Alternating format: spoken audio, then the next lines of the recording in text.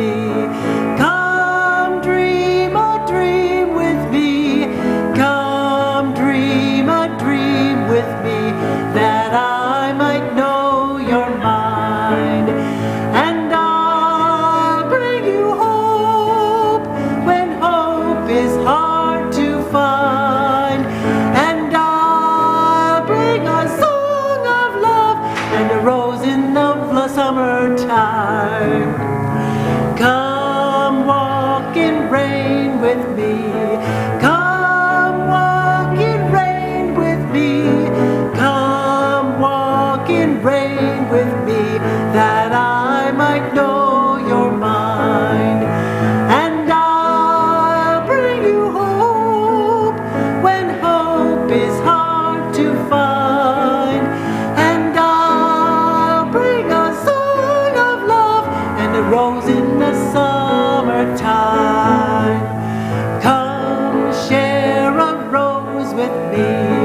Come share a rose with me. Come share a rose with me, that I might know your mind. And I'll bring you hope when hope is hard to find.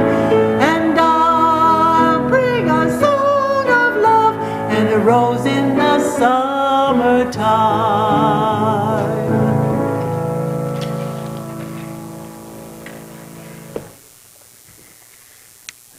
Good morning. Welcome to the Unitarian Universalist Church of Spokane, where our mission is to join together to create a nourishing, liberal religious home and to champion justice, diversity, and environmental stewardship in our wider world, or as we say in short, to create community, find meaning, and work for justice. Welcome, as always, to each of you, to all that you bring with you to this place, to all your uniqueness, your unique beliefs, your background, your lifestyle, your experiences, your differences are all welcome here at the Unitarian Universalist Church of Spokane. This includes, as always, those of you who are in the room with us, as well as the many of you who are streaming with us. It's so good to have all of you with us today, too. So, welcome to one and all.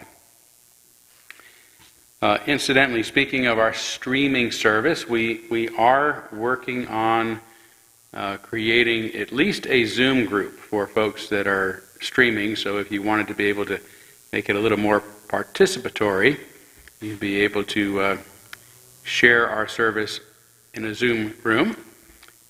We are looking for volunteers to sort of help manage that.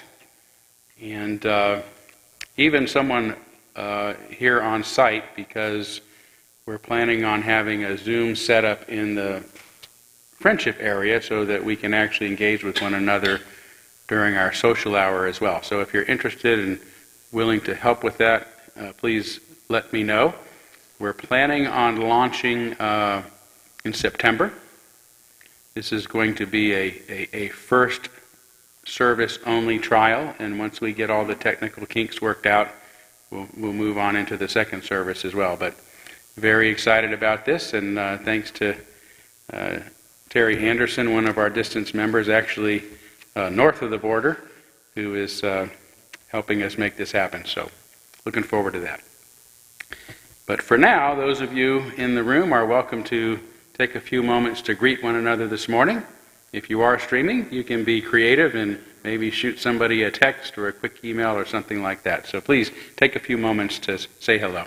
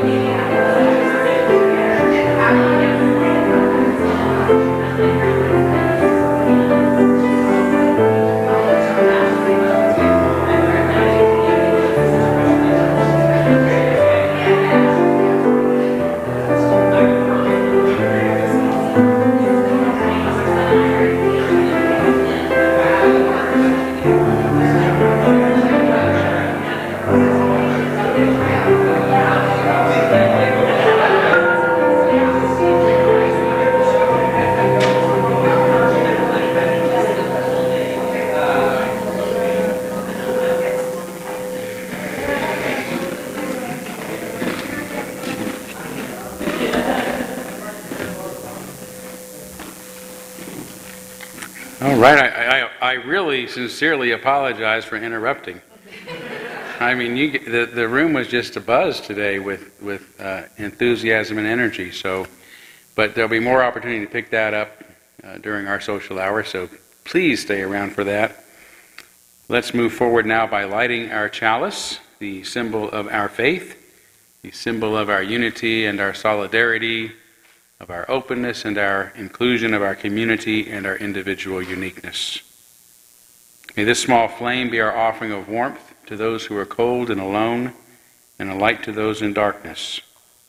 May it be a flame that ignites justice in our world and a beacon of hope to those in need, and may it reflect at least a spark of truth wherever truth has been lost, and cast a healthy shadow of doubt wherever it's been found.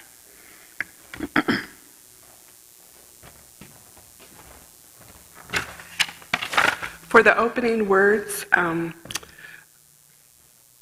from the poet Susie Kassim in her poem The World's Citizen.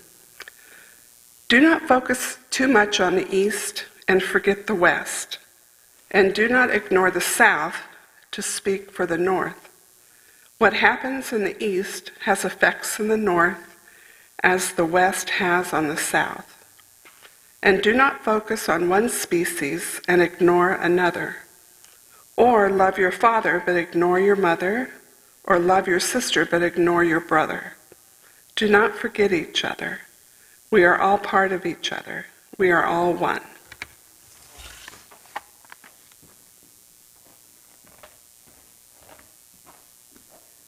Please rise for the in-service hymn of the morning. It's number 133 in your hardback hymnal, if you care to look there, or, of course, the words are on the screen. And the title is One World.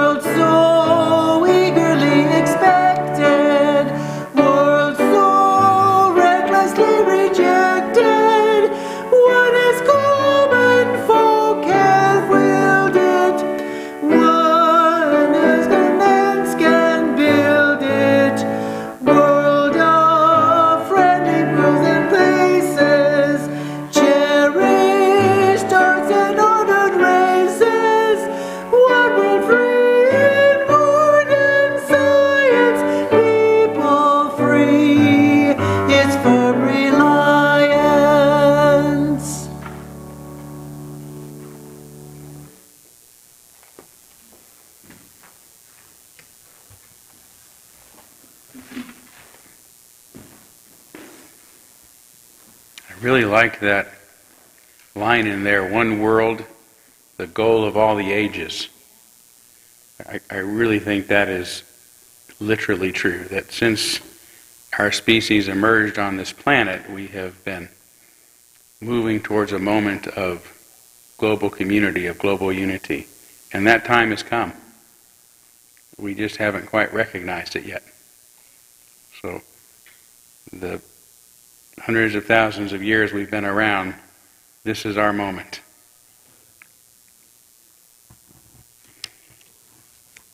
But you'll hear my sermon later, so we'll move on with our candles of care for now.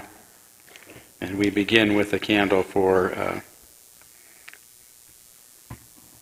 our neighbors in Ukraine. People that are part of our global human family who are suffering violence in their country, as well as other people in the world that are being impacted by it. And also a candle for our church operations manager, Rebecca Adams, whose dog Junie died this past week. Junie was companion for 15 years, so it was a big loss. And some of you probably met Junie if you came into the office. She was quite frequently there, very friendly, kind soul. So please think of Rebecca and her two sons as they grieve the loss of their longtime companion. Let's take a moment of silence on behalf of others you might be thinking of, and as always, you're welcome to name them aloud if you'd like.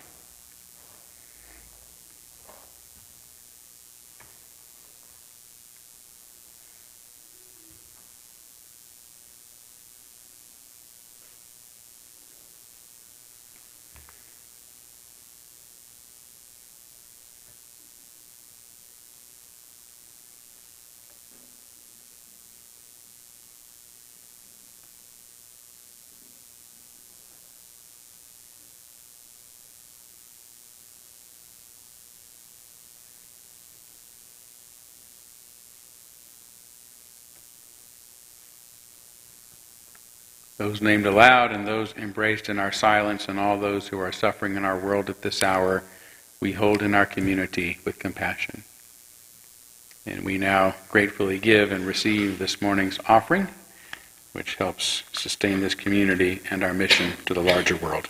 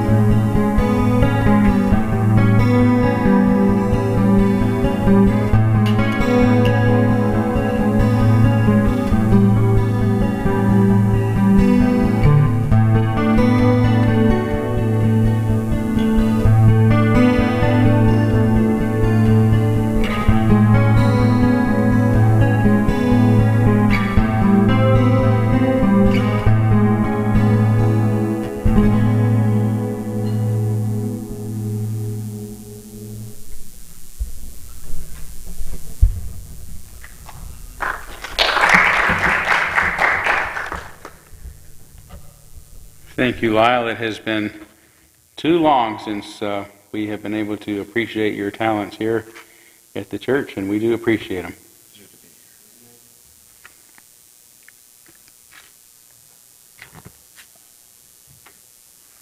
Actually, it's your turn, isn't it? So you put me in such a meditative state, I was just like messing up the order of service. That was truly beautiful. Thank you. So this morning's story is written by Martha Dallas, and she got the story at the New England Holocaust Memorial Museum. Once there was a place that was very dark and dreary. All the colors there were only shades of gray and brown. Nothing grew there. No grass, no flowers, no trees. And this place was surrounded by walls and fences. People lived in this place, and every day they were forced to work digging holes and then shoveling the dirt they dug out back into those same holes. This work made them feel tired and their bodies ached, and they felt hopeless, for their work never amounted to anything. The food they ate was just some bread and a little broth. Their bellies were never full and they were always hungry. Plus they got sick a lot because this food wasn't nutritious enough to keep them healthy. At night they slept, if they slept, on hard wooden beds. They had no pillows or blankets, so they were cold and they shivered much of the night. When they did sleep, they had bad dreams, and when they woke up, they were just as tired as they'd been the night before. One morning in this place, a little girl went out, and suddenly she saw something on the ground. It was a red raspberry. Quickly, she picked it up and slipped it into her pocket. She kept it safe there all day, and that night she found a leaf that had blown in from the outside. She put the leaf in her hand and placed the red raspberry on the leaf and went to her friend and presented it to her friend as a gift. And her friend received it. I tell you this story this morning, not only because it reminds us that in the most sad, hopeless, bleak, and dreary places we can, if we keep our eyes open, find miraculous surprises, treasures that are bright and sweet, delicious like that raspberry. But more importantly, when we find these treasures, we can give them up, give them away, give them to a friend. This story is true. It actually happened. And I want you to remember this story. So today I brought some raspberries. And if you're feeling young at heart this morning, I would invite you to come forward and take one. Come on forward.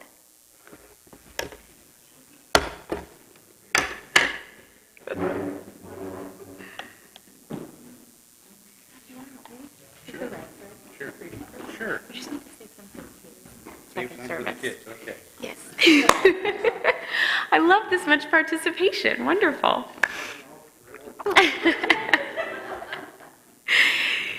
So thank you, Todd, for passing out these raspberries. When you got it, take it and hold it. And when everyone who wants one has one, I'll go to the store in between services, Todd. Yeah. Yeah.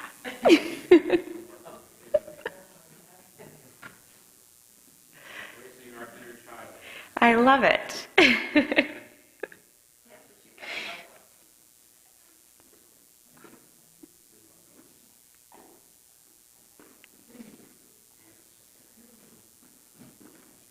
This feels like a Unitarian communion. I was raised Presbyterian, so. Oh. Exactly.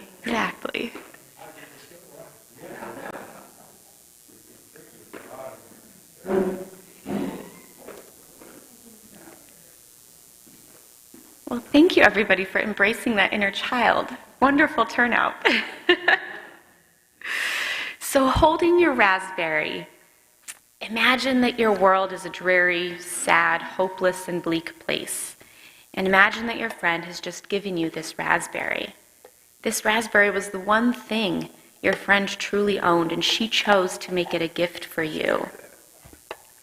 And when you've imagined that, I invite you to enjoy your raspberry, to eat your raspberry, and to always remember.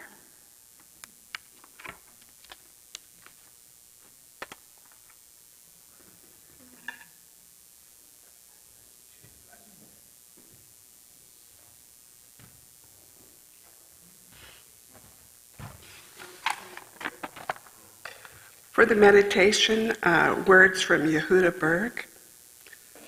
A true community is not just about being geographically close to someone or being part of the same social network.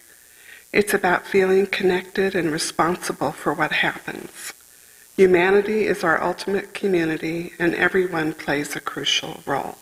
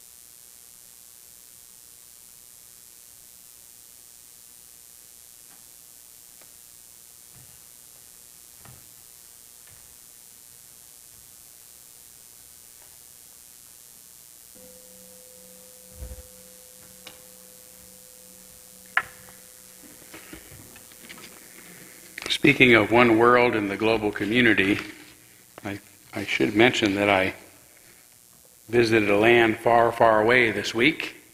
So far away I had to take a ship to get there. It's a place called Port Townsend. I don't know if any of you have been there, but it was a long trip for me, and I got to be with some Unitarians there, just to kind of discuss our similarities and our concerns about what's going on in our religion. And it was a beautiful experience, and a lot of those folks from Port Townsend watch our services from time to time, so I just wanted to thank them for their wonderful hospitality. Also saw a couple of our church, former church members who moved to Port Townsend some years ago, Lou Manrique and Tess Taft, for those who remember them, and got to catch up with them as well. So it was a good week. So we are indeed one world. In this, I actually have a chapter in my book, Evolution's Way, called The Evolution of Oneness. And I'm going to read a couple paragraphs from that. We still seem far from establishing the peaceful world John Lennon asked us to imagine, a world with nothing to kill or die for. There is still plenty of killing and dying going on, and as well as lots of greed, poverty, inequality, and injustice. And some of the global institutions and agreements we've established have only worsened the plight of many people. But there is also reason to believe our continued advance toward world unity will eventually prioritize our shared concerns: combating global warming, economic inequality, overpopulation, pandemics, and war will begin to take precedent over the systems of greed and injustice a few are still trying to prop up and expand in this new age. So it's important that we begin speaking in terms of our new reality, openly speaking of the end of nations, at least as we know them.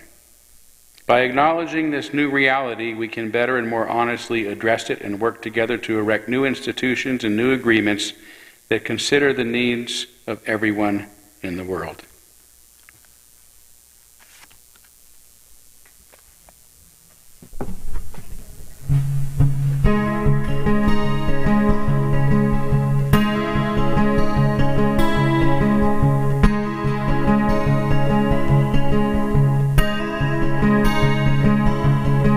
Well, I've got to tell you, I've been racking my brain, hoping to find a way out.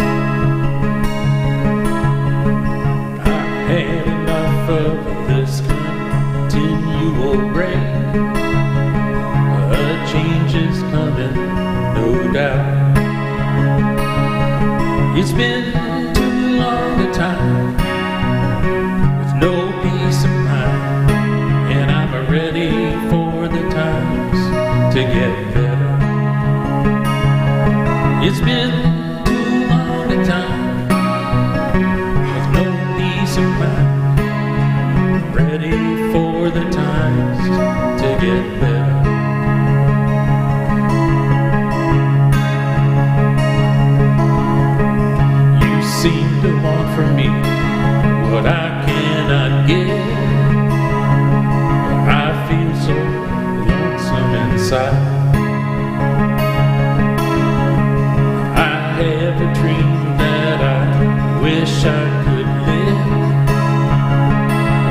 burning holes in my mind. It's been a long, long time with no peace of mind, and I'm ready for the times to get better. Yes, it's too long a time with no peace of mind, and I'm ready for the times to get better.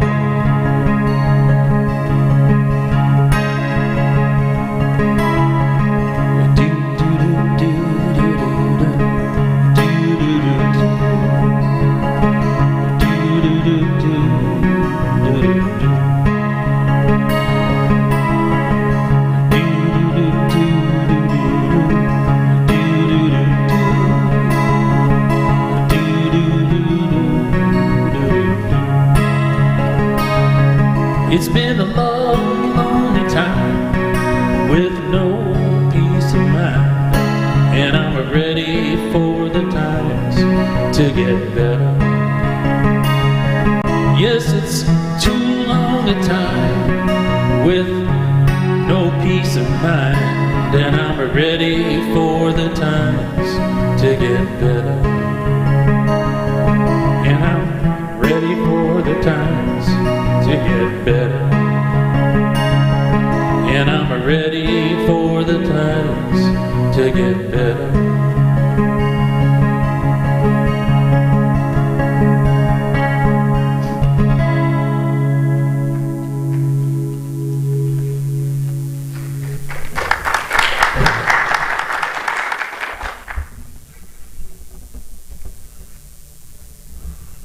Thank you so much.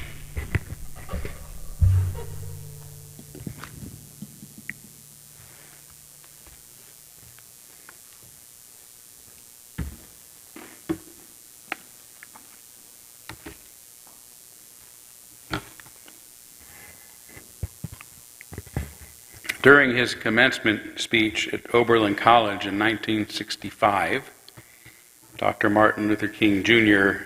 memorably said, "We are all caught in an inescapable network of mutuality, tied in a single garment of destiny." It was something that he wanted the graduates he was addressing to know and remember as they went about their work in the world.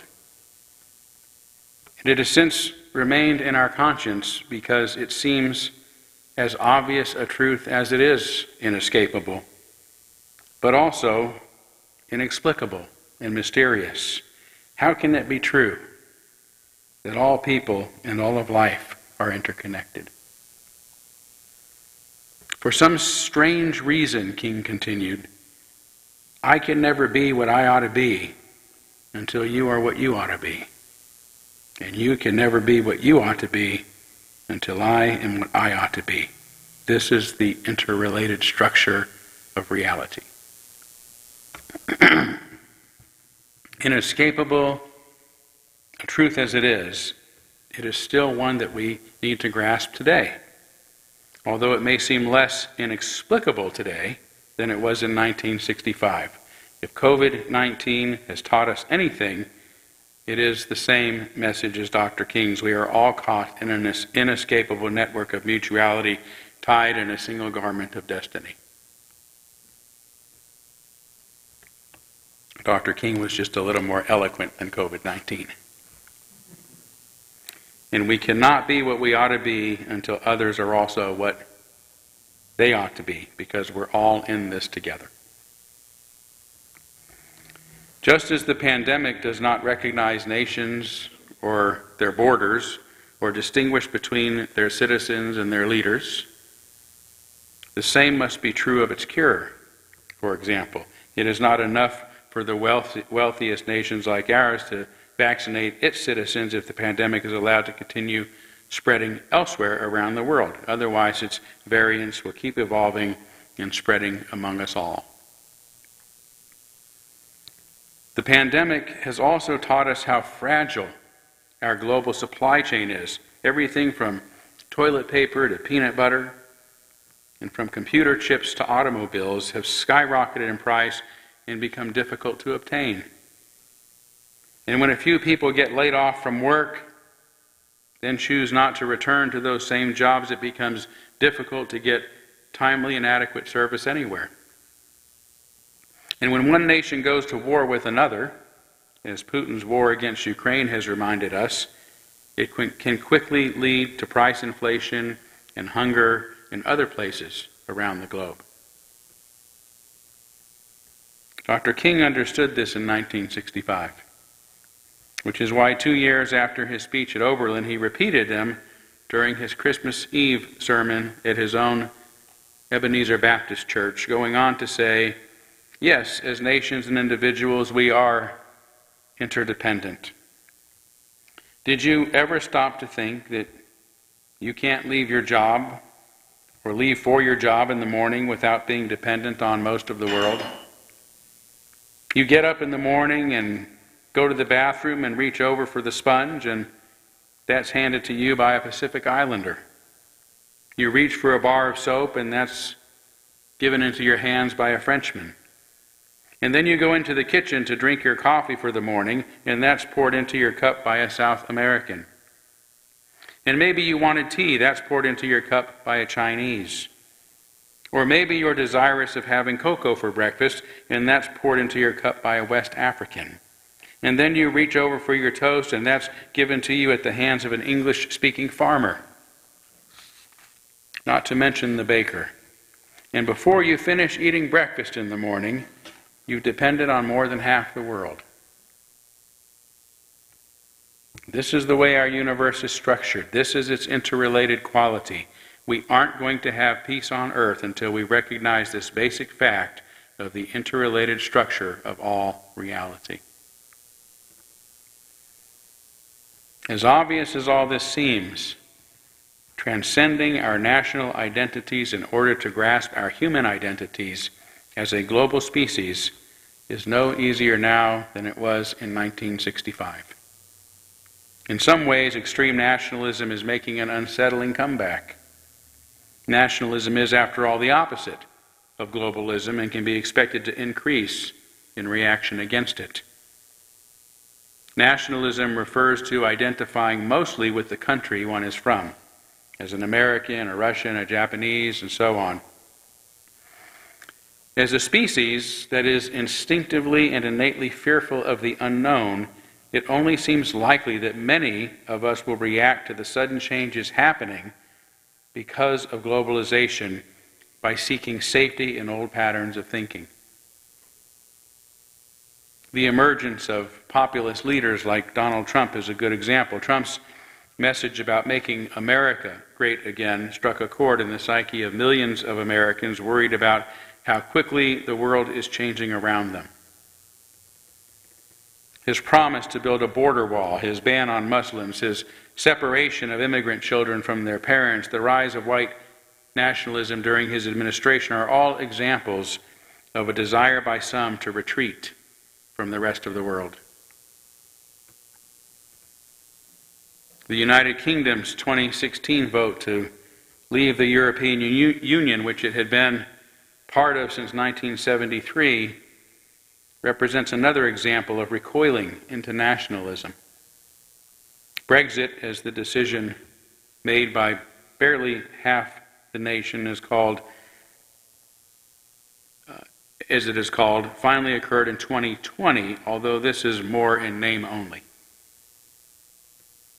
It did not really Brexit, for it is not possible for a nation like the UK to withdraw from the many countries its economy, including businesses, employees, and families, have become entwined with and dependent upon for decades.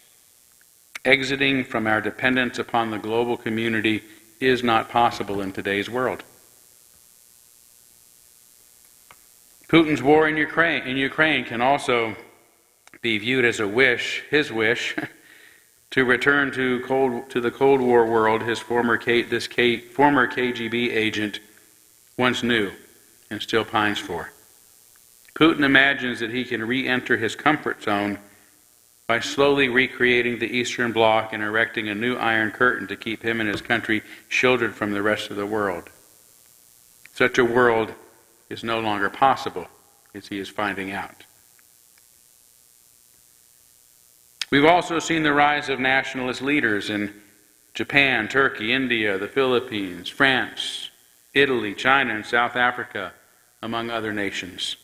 In reaction to the new global existence we are already in, but still have no adequate framework for understanding or talking about. We still identify ourselves mostly according to which nation we are from, rather than as the related, connected, and interdependent planetary species we have recently become and have been becoming nearly since our species' first appearance on Earth. As historian Yuval Harari points out in his book Sapiens, when viewing history from the vantage point of millennia, not centuries, it becomes crystal clear that history is moving relentlessly toward unity. He goes on to explain that over the millennia, small, simple cultures gradually coalesce into bigger and more complex civilizations so that the world contains fewer and fewer megacultures, each of which is bigger and more complex. This has resulted in less than just 200 nations in today's world. A world that in just the past few years has become more whole through the advent of communications technology than even our small neighborhoods were in the past.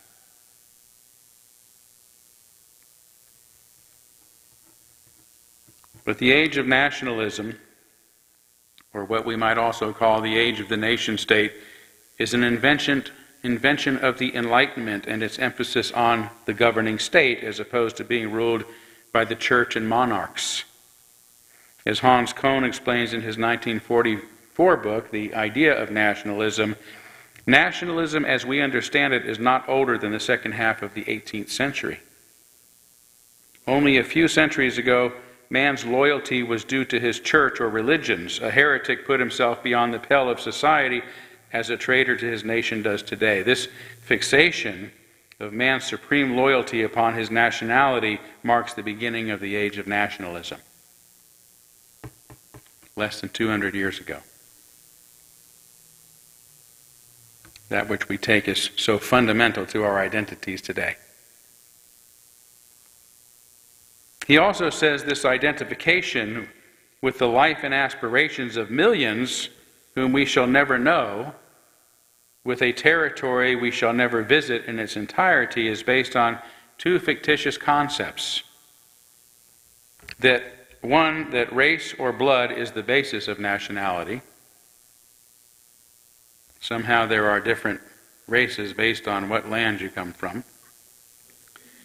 And two, that there is a unified national character that creates the nation. In reality, both race and national character are fictions. In reality, any community is a conglomeration of different people with different ways. Although both the state and its citizens do much to try to force conformity and to give advantage to majorities, there remains many differences. As such, nationalism prevents us as a species from recognizing the truth about ourselves. That all human beings share the same narrow lineage and are part of one community no matter where we are from or where we live, and that, to paraphrase Dr. King, none of us can ever achieve our full potential until all of us are free to do so. Yet today, almost 60 years later, nationalism remains the most entrenched dividing line of the human family, albeit but a fiction in our imaginations. The borders we overlay on the maps, falsifying the Earth's undivided terrain, and the names we give the territories, the lines we draw, demarcate, and most identify ourselves with, have no independent existence, which is more evident at this moment in history than it has been at any other time during the past 200 years. Some of you may remember the United Auto Workers campaign in the 1980s, calling for an end to Japanese imports, sometimes violently. An American of Chinese ancestry was murdered in 1982 by two auto workers who blamed him for losing their jobs. Many companies at the time prohibited foreign cars from parking in their lots, and it was common for some people to vandalize them with sledgehammers and by other means. At the time, it was especially risky to drive or get caught driving a Japanese import, a rice burner, as they were derogatively called. Today, this is hardly the case. Toyota, Honda, Hyundai, Mazda, Subaru, Acura, Kia, and Suzuki are among the most popular car companies in the U.S., representing dozens of manufacturing plants that provide millions of U.S. jobs. Today, the Buy American movement is all but dead in the U.S. Instead, it now has a variety of foreign companies that have become important employers, a significant part of the economy, and a benefit to consumers. This is but one example of how quickly things have changed, and of how much more Dr. King is right now than he was in 1965 about our global dependence upon each other. Only now, instead of having depended upon half the world before completing breakfast, we are more likely to depend upon the entire world. Today we may still psychologically identify as Americans or Russians or Australians or Chinese or Ugandans or Turks or Saudi Arabians and so forth, but we are all worldlings. We are earthlings, part of a single global community and human family, a reality that is becoming increasingly difficult to deny and that is already impossible to escape. We cannot turn back the clock. As we have learned most recently, we share global pandemics and a global supply chain. It has also become apparent due to global warming that we share one global environment, one planet. We have a global economy, global banks, global businesses, global employment, global investors and property owners, global debt, global education, global entertainment, global laws and treaties and trade, global science and medicine and a global space program, along with a global World Wide Web and global communications that connect us all. In light of all these things and more, it no longer makes sense to understand us as anything less than a global community. We ignore this reality at our peril. The peril of appointing despots to lead us so we can desperately cling to our national identities. The peril of depending on impotent national governments that don't quite know how to govern in a new global reality. The peril of failing to do what we must to face this reality by developing what systems are necessary for maintaining a prosperous and peaceful global society. In the peril of failing to become all that we can be as individuals by recognizing that our brothers and sisters everywhere must have this same opportunity before we can succeed. We might begin by strengthening the United Nations and global democracy, including giving people from around the world a voice and vote in the matters that impact us all. Why should the people of one country, one powerful country, decide? Just as we have local, state, and national elections, we should have international elections that include the voices of our international neighbors. We can also start by adopting, even improving, the United Nations 1945 Universal Declaration of Human Rights. These rights ensure that every man, woman, and child anywhere on the planet are born free, and equal without discrimination and have the right to life and safety. They promise a world without slavery or torture or unlawful detention, a world where these rights are protected by global law, where everyone has equal protection under the law and the right to a fair trial no matter where they are from or where they travel. As Chief Joseph understood long ago, the earth is the mother of all people, and all people should have equal rights upon it. All people. Finally, the time has come for more of us to begin speaking in what we might call cosmopolitan terms, framing ourselves and all of humanity as part of a global community in order to foster a greater sense of worldwide camaraderie, compassion, connection, and responsibility. Our species has been expanding our sense of identity throughout our time here on Earth. First, we identified with only the handful of individuals in our small family-sized troops. Then we identified with the larger cluster of families we were a part of, our tribes. Then we identified as the people ruled by a king in one small kingdom.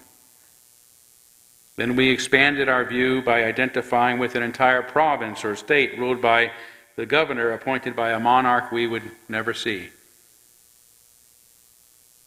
Then around 200 years ago, we came to identify with the entire nation that we are part of, even if it is too large for us to fully traverse and its people too numerous to know.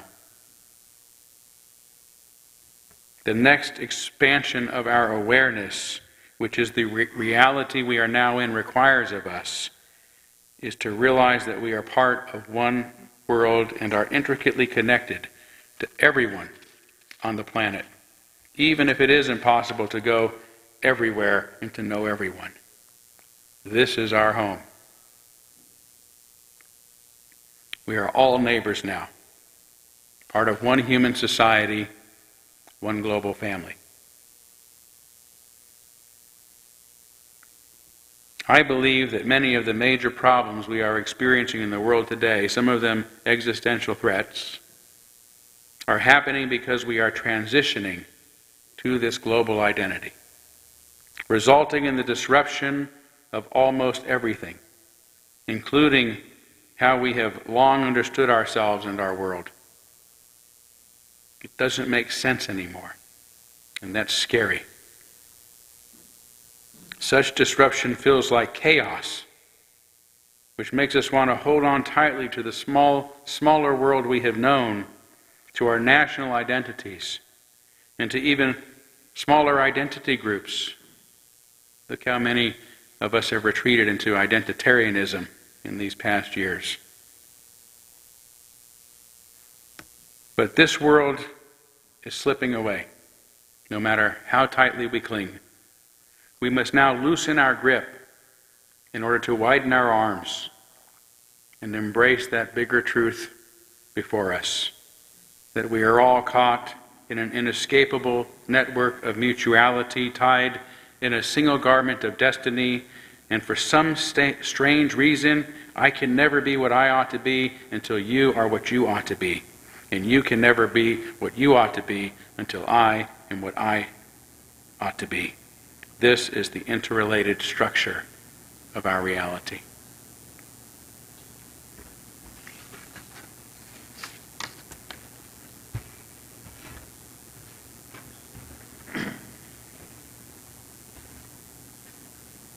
Well, I'm introducing a new song today. It's not newly written. It's by Pat Humphreys, who is part of Emma's Revolution. She wrote this song, believe it or not, in 1986. It's called Common Thread. And I think you'll be able to climb on to it as we go along. It's pretty repetitive, and the melody is. So if you please rise as you're willing and able, and help me sing this song. I had envisioned singing this with the auto harp, and I got home with the auto harp and realized that it will not encompass all the chords in this song, so I'm just by myself today. Okay, so here we go. In a many-colored garden, we are growing side by side. We will rise all together, we will rise. With the sun and rain upon us, not a row will be denied. We will rise all together, we will rise. We will rise like the ocean, we will rise like the sun. We will rise all together, we will rise. In our many-colored fabrics, made from strands of common thread, we will rise all together, we will rise. We can feed our grain to cattle, and the rich man will be fed. We will rise all together, we will rise. Or we'll feed our grain to people so that millions will have bread. We will rise all together, we will rise. Here's the chorus. We will rise like the ocean, we will rise like the sun. We will rise all together, we will rise. No more will there be hunger in these strands of common thread. We will rise all together, we will rise. In the cold of fear and hatred, clothed in dignity we stand. We will rise all together, we will rise. We have pieced this quilt together, linking hearts with stitching hands. We will rise all together, we will rise. Chorus, here we go. We will rise like the ocean, we will rise like the sun. We will rise all together, we will rise. We are spirits drawn together tightly by our common threads. We will rise all together, we will rise. From our children to our elders, from all nations we will rise. We will rise all together, we will rise. May respect for all our differences enhance our common ties. We will rise all together, we will rise. We will rise like the ocean, we will rise like the sun. We will rise all together, we will rise. We will build a global family strengthened by our common threads. We will rise all together, we will rise. We will rise all together, we will rise.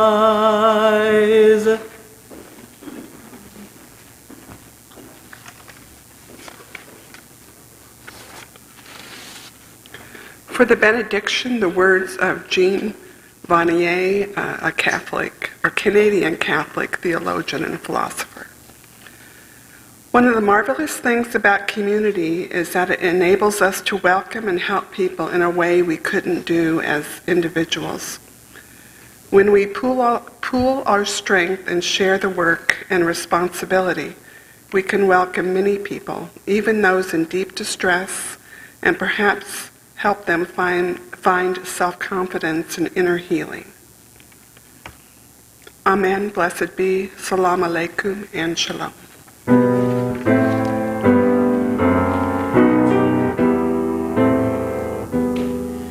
Shalom.